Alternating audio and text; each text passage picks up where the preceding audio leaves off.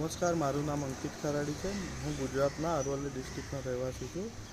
હું અને મારી પત્ની તથા માતા પિતા પરિવાર સાથે અમે પશુપતિનાથ દર્શને આવ્યા હતા.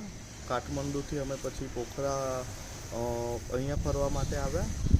તો અહીંયા આવ્યા પછી જે લેક સાઈડ ફરતા હતા તો અમને ખબર પડી કે એકચ્યુઅલી દેખાવા લાગ્યું કે બે ત્રણ જગ્યાએ આગ ચાપીની ઘટના બની હતી અને આજુબાજુના વિસ્તારમાં આગ લાગી હતી. એટલે લગભગ અમે પછી રિટર્ન પાછા હોટલ આગળ પહોંચ્યા તો અમારી આજુબાજુની લગભગ 2 હોટલ અને 1 કિલોમીટરના વિસ્તારની 6 હોટલમાં આગ સળગવાની ઘટના બની રહી હતી. તો પછી અમે રિટર્ન જવાનું તો શક્ય ન હતું, તો અમે હોટલમાં હાલમાં રોકાઈ ગયેલા છીએ અને જે તે સ્થિતિમાં હમણાં હાલમાં અમે હોટલમાં સેફ છીએ.